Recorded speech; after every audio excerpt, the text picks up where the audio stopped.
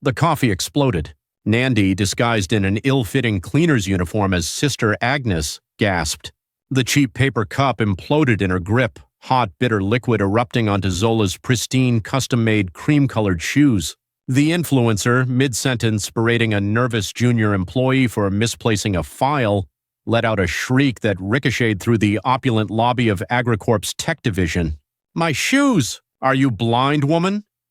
Zola's voice, usually honey-sweet for her online followers, was now sharp as broken glass.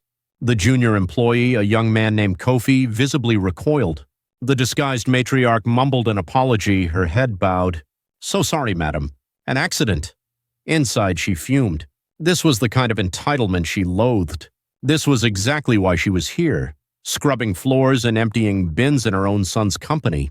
AgriCorp, her empire, built from a single plot of land, nurtured with her sweat and tears, now a multi-billion-dollar enterprise. And her son Tao, at the helm of its most innovative division, was a prime target. She'd witnessed it happen too many times. Good men, wealthy men, brought down by women who saw them only as a stepping stone. Her legacy, her family's future, couldn't be entrusted to someone like this.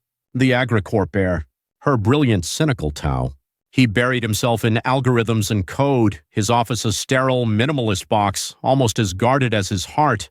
He'd been hurt before, badly. Now he kept everyone at arm's length, canceling dates last minute, always with the excuse of work.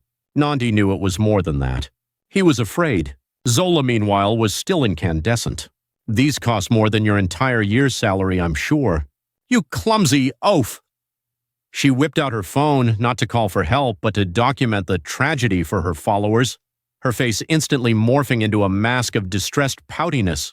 "OMG, you guys, you will not believe what just happened to my new Manolos." Nandi bit back a retort. Patience. This was a marathon, not a sprint. She needed to observe, to understand the women circling her son. Later, in the quiet hum of the server room, the AgriCorp owner emptied a bin, her eyes scanning the schematics on a nearby whiteboard. She wasn't just a cleaner, she was a strategist.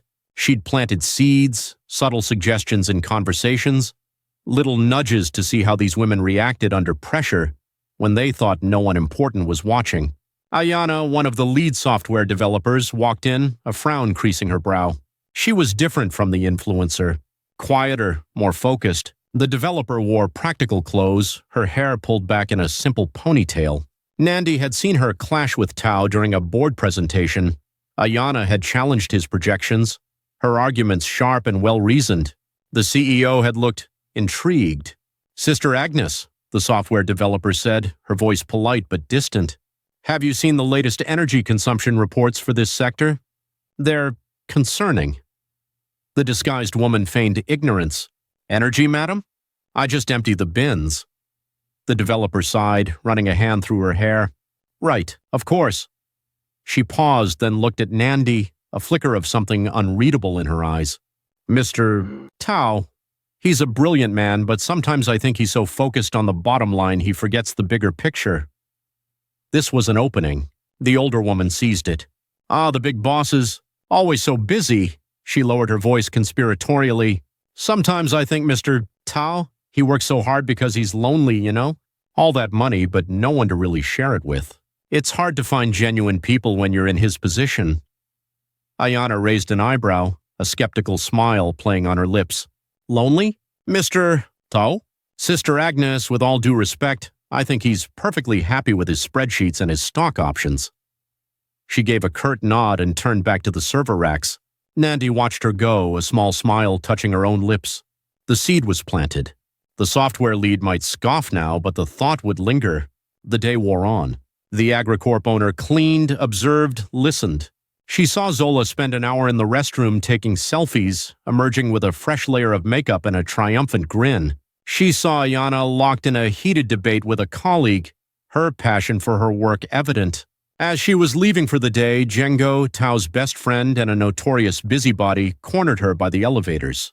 The friend, with his loud shirts and even louder personality, always seemed to know everything about everyone. "Sister Agnes, right?" Django grinned, his eyes twinkling with mischief.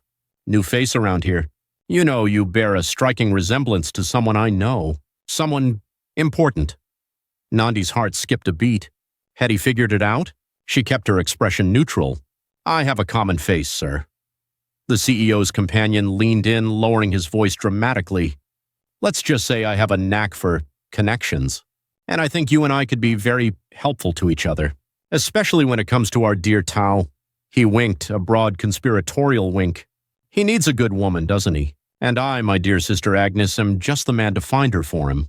Or perhaps to help someone else guide him in the right direction. The disguised mother felt a chill. Django knew, or at least he suspected. And Tao's friend, with his misguided enthusiasm and talent for making things worse, was the last person she wanted involved in her delicate operation. This was getting complicated.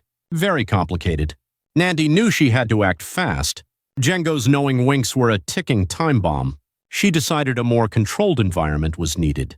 A charity gala, an annual AgriCorp event supporting rural education, would be the perfect stage. Both Zola and Ayana would be there. It was an opportunity to observe them outside the sterile confines of the office, to see how they navigated a different kind of social pressure. Invitations were dispatched. The influencer naturally RSVP'd immediately, her social media already buzzing with Mrao AgriCorp Gala and Mrao Charity Chic. The software developer, however, needed a little nudge. Nandi, as Sister Agnes, accidentally left a brochure for the gala, highlighting the educational programs on Ayana's usually tidy desk. The night of the gala arrived. The ballroom glittered. The AgriCorp owner, still in her Sister Agnes disguise but with a slightly less drab head wrap, blended into the background, ostensibly helping the catering staff, but her eyes missing nothing. Zola made an entrance. She was a vision in a sequined backless dress that left little to the imagination. A professional photographer trailing in her wake. The social media personality air-kissed her way through the crowd, pausing every few feet for a perfectly angled selfie, her conversation with actual guests superficial and brief. "Darling, you look fabulous," she'd trill, before her eyes darted over their shoulders, seeking out someone more important, more camera-worthy. Nandi watched the influencer approach the silent auction table, laden with donated art and luxury experiences. Zola barely glanced at the items, her focus entirely on getting a photo with the Minister of Trade, who was examining a sculpture. "Oh, Minister," she cooed, sidling up. "Such important work AgriCorp does, isn't it?" She made a show of bidding on a small, inexpensive item, ensuring her photographer captured her generosity. Later, the disguised mother overheard her complaining to Malik, her manager who was glued to her side, about the tacky canapes and the cheap champagne. Ayana arrived late, looking flustered and slightly uncomfortable in a simple, elegant dark blue dress. She clutched a small beaded bag. No entourage, no fanfare. The developer bypassed the schmoozing and headed straight for the displays detailing the charity's work, reading the information panels with genuine interest. The AgriCorp owner saw her engage with one of the student beneficiaries, a young girl from a remote village. Ayana knelt, listening intently as the girl spoke, her expression warm and encouraging. Later, the software lead sought out the gala organizer, not to network, but to offer a practical suggestion about incorporating solar-powered tablets into their literacy program.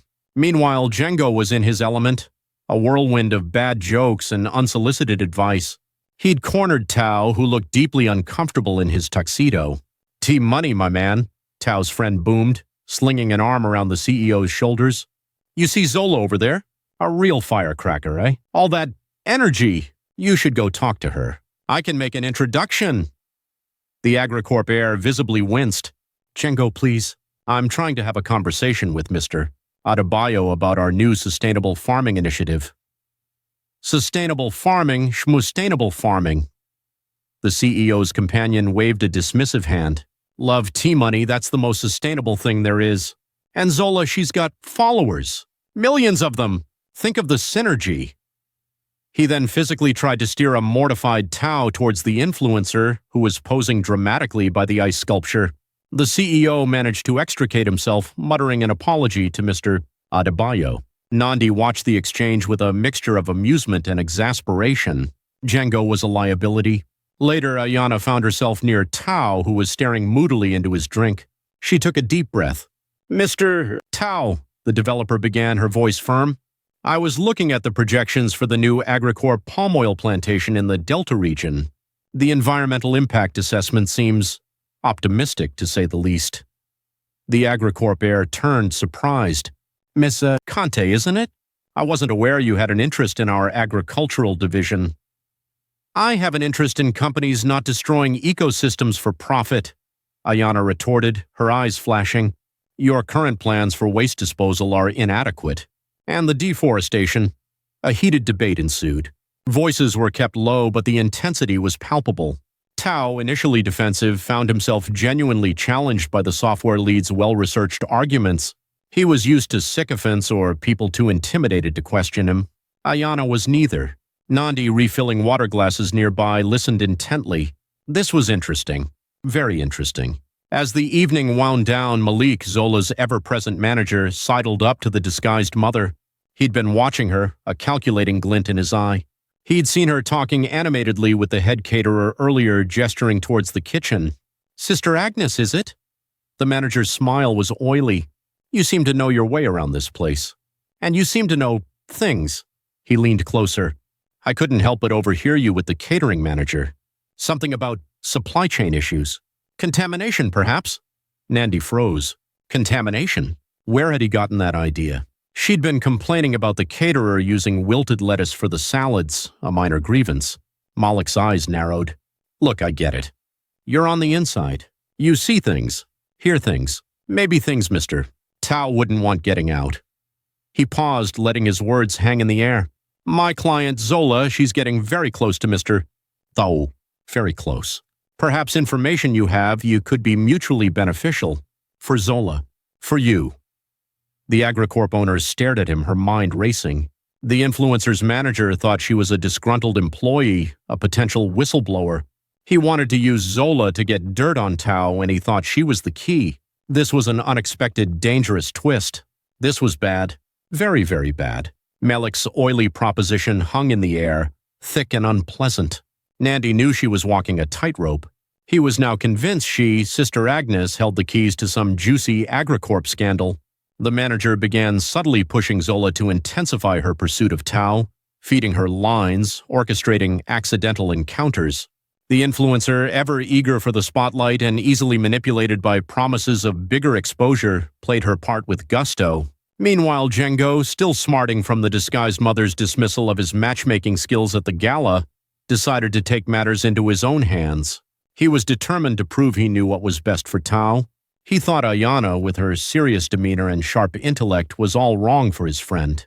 The CEO needed someone fun, someone glamorous, someone like Zola. So Tao's friend hatched a plan, a truly terrible plan. He dug up an old photo of Ayana from her university days, a candid shot from a campus environmental protest, the software developer looking passionate, a little disheveled, holding a hand-painted sign that read, "Planet over Profit." It wasn't scandalous, merely earnest, but Django, in his infinite wisdom, thought it made her look too intense, not Tao's type. He anonymously leaked it to Nija Nader, a notorious online gossip blog with a caption, "Tech whiz Ayana? Is she too real for our billionaire Tao?" The post gained traction surprisingly quickly. Comments ranged from mocking to supportive. The Agricorp heir, when his companion sheepishly showed him the post, was more annoyed by Django's meddling than by the photo itself. He found Ayana's youthful idealism in the picture unexpectedly charming. The software lead, however, was furious. She felt exposed, her past dragged into the public eye for no reason. She suspected Django immediately. The clumsy attempt at discrediting her was insulting. She stormed into Tao's office. The blog post pulled up on her tablet. "Is this your idea of a joke, mister? Tao?" she demanded, her voice trembling with anger. "Or is this how your company deals with employees who dare to ask difficult questions?" The CEO, caught off guard, tried to placate her. "Ayana, I had nothing to do with this. Django, he's an idiot. I'll talk to him." "An idiot you keep around," the developer shot back, unconvinced. The trust she was slowly, tentatively beginning to build with him shattered. While this drama unfolded, Malik was busy orchestrating his own masterpiece. He convinced Zola that a chance encounter with Tao at an exclusive new restaurant, the Onyx Grill, would be social media gold. He even tipped off a paparazzi photographer he knew. The setup was clumsy. The influencer, dressed in a ridiculously tight red dress, bumped into the AgriCorp heir as he was leaving a business dinner. She feigned surprise, then launched into a gushing monologue about how much she admired his work. The photographer's flash went off, capturing a startled Tao and a beaming Zola, her arm looped possessively through his. The angle of the photo, however, was just slightly off, making it clear that the social media personality had initiated the contact, her smile a little too wide, a little too predatory. The photo hit the internet within hours. "Billionaire heir Tao spotted on romantic date with influencer Zola," screamed the headlines. Nandi, monitoring the situation from her small apartment, felt a surge of frustration. Her carefully laid plans were unraveling, thanks to Django's idiocy and Malik's machinations. She confronted Tao's friend the next day, finding him preening over the Nija Natter post. "Django, what have you done?" The disguised mother's voice was low, dangerous. The CEO's companion, for once, looked a little scared. "Sister Agnes, I was just trying to help Tao. That Ayana girl, she's too serious for him. Zola is much more his speed, you know?" "Fun? Fun?" Nandi's eyes narrowed. "You call public humiliation fun? You call sabotaging a talented woman's reputation fun?" Django deflated. "I didn't mean to. I just thought—" "You thought wrong," the AgriCorp owner cut him off. "You've made things infinitely worse." The pressure was mounting. Tao was besieged by media requests. AgriCorp's PR team was in damage control mode. Ayana was distant, her earlier spark of connection with the CEO extinguished by suspicion and hurt. Zola, meanwhile, was basking in the attention, oblivious to the undercurrents of skepticism surrounding the candid photo. Her manager kept feeding her ego, telling her she was on the verge of becoming a household name. The disguised matriarch knew she had to intervene, but how? Her disguise was becoming a liability. Malik was sniffing around, convinced she was a disgruntled employee with secrets to sell. Django was a loose cannon, and Tao, the AgriCorp heir, was caught in the middle of a storm she had in part created. One evening, as Nandi was tidying Tao's office, she found a crumpled piece of paper in his waste bin. It was a guest list for a small private tech conference he was attending the following week in an exclusive resort town, Kaninga Bay. Ayana's name was on the list. Zola's was not. An idea began to form in the older woman's mind. A risky idea, but desperate times. Suddenly her phone buzzed. An alert from Nija Natter. Her blood ran cold as she read the headline, "Shocking Revelation. Agnes, the mystery cleaner at AgriCorp. Is she more than she seems? Sources claim she's been spying on Tao for months. Who is she really working for?" They knew, or at least they were close. Her cover was blown. The Nija Natter headline was a blowtorch to Nandi's carefully constructed disguise. Panic, cold and sharp, pricked at her. Before she could fully process the implications, Tao stormed into his office, his face a mask of fury. He wasn't looking at her, at Sister Agnes. The CEO was staring at his phone, the same Nija Natter article blazing on its screen. "This is a disaster," he seethed, pacing the length of his minimalist office. "Spying? Who is this Agnes? What in the blazes is going on in my own company?" The disguised mother stayed silent, her heart hammering against her ribs. He didn't recognize her. Not yet.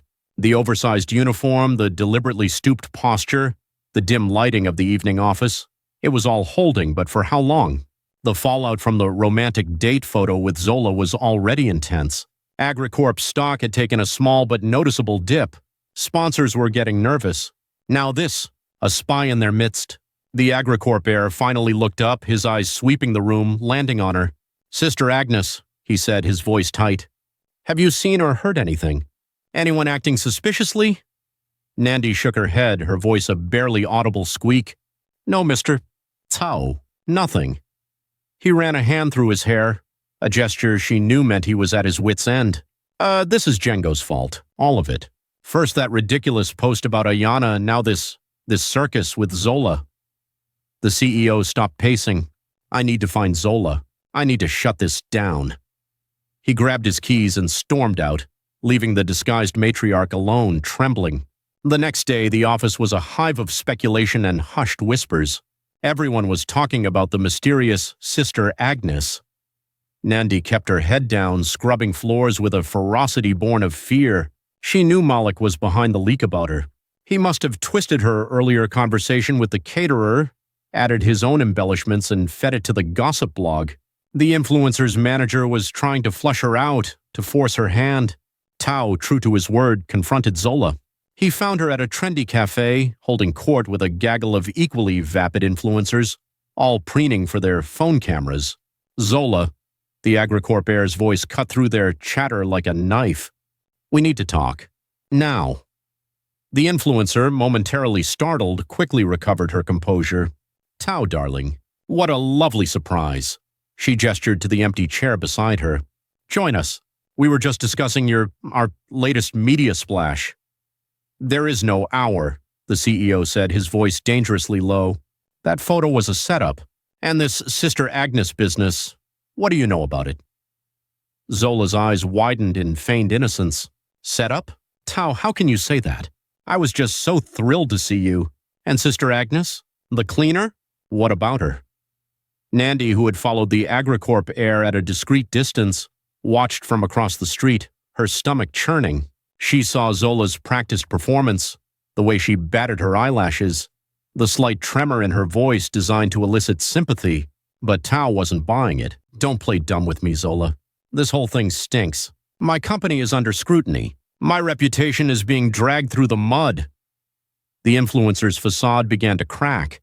Well, maybe if you weren't so uptight, Tao. A little publicity never hurt anyone. My followers loved it. My engagement is through the roof. Her voice rose, attracting stares from other patrons. You should be thanking me. Thanking you? The CEO scoffed. For making me look like a fool. For turning my life into a cheap reality show. He leaned in, his voice dropping to a menacing whisper. Stay away from me, Zola. And tell your manager, Malik, that if I find out he's behind any of this, he'll regret it. He turned and walked away, leaving the social media personality fuming, her perfectly applied lipstick askew. The disguised mother saw the raw ambition, the entitlement, the sheer callousness in Zola's eyes. This woman would stop at nothing. Later that day, Django, looking thoroughly miserable, appeared at Tao's office. T-Money, I messed up. Big time. He confessed everything, leaking Ayana's photo, his misguided attempts to play matchmaker, his suspicions about Sister Agnes. I thought she was like a corporate spy from a rival company trying to get dirt on you. So I might have mentioned my suspicions to Malik. The AgriCorp heir stared at him, his expression unreadable. You told Malik? His friend nodded, shamefaced. He seemed so interested. I thought I was helping. Get out, Tao said, his voice flat.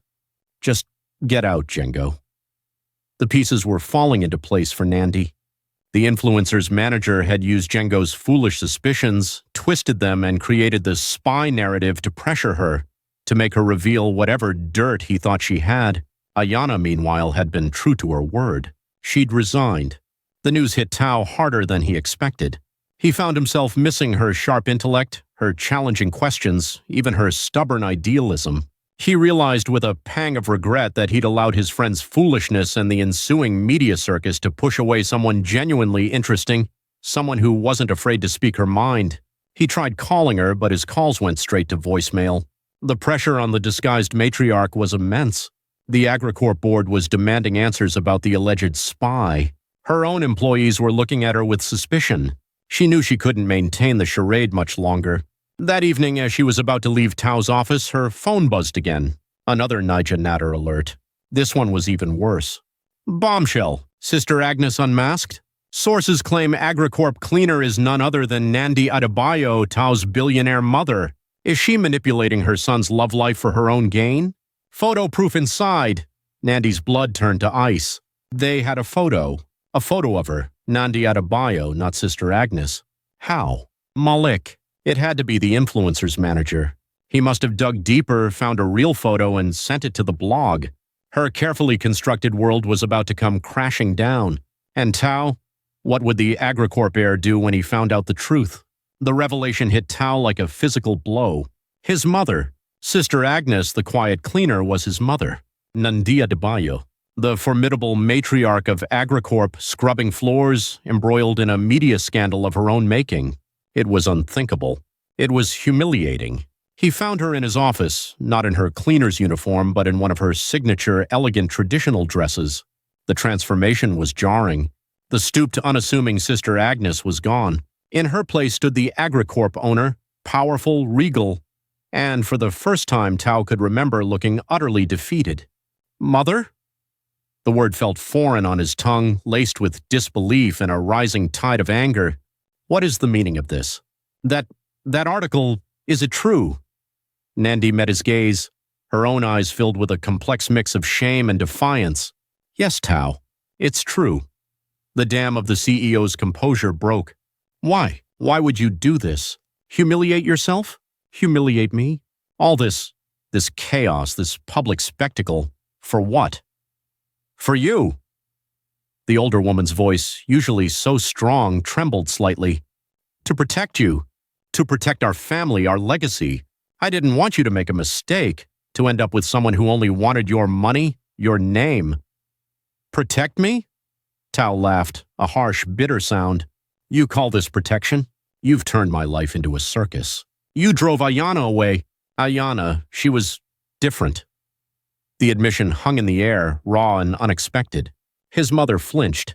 Ayana, I misjudged. You thought you knew best, the AgriCorp heir finished, his voice cold. You always think you know best, Mother. But you don't. You meddled and you made everything 1,000 times worse. He turned away, unable to look at her. I need some time. I can't deal with this right now. He walked out, leaving Nandi standing alone in the vast, silent office, the weight of her actions crashing down on her. The fallout from the Nija Natter expose was swift and brutal.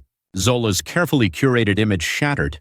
The public, once enamored with her glamorous persona, now saw her as a desperate, manipulative wannabe. Brands dropped her. Her follower count plummeted. The influencer tried a tearful online apology, claiming she was a victim, manipulated by Malik, but no one bought it. The internet was merciless. She was last seen hawking cheap teeth-whitening kits on a little-known shopping channel. Her manager, true to his nature, tried to disappear with what little remained of Zola's earnings. But Nandi, in a final act of damage control, anonymously provided the authorities with evidence of his fraudulent activities, his tax evasion, his history of exploiting aspiring influencers. He was apprehended at the airport, trying to board a flight to a country with no extradition treaty. Poetic justice, the AgriCorp owner thought grimly, though it brought her little comfort. Django, consumed by guilt, publicly apologized to both Tao and Ayana. He even started volunteering at a local youth center, trying to channel his misguided energy into something positive. Weeks passed. The CEO threw himself into his work, trying to repair the damage to AgriCorp's reputation. He issued a public statement acknowledging the unfortunate family matter and apologizing for the ensuing drama. He defended his mother's intentions, however misguided, and took responsibility for his own role in the chaos. He couldn't get Ayana out of his mind. He finally tracked her down. She'd co-founded a small tech startup, Innovatech Solutions, focusing on sustainable energy solutions for underserved communities.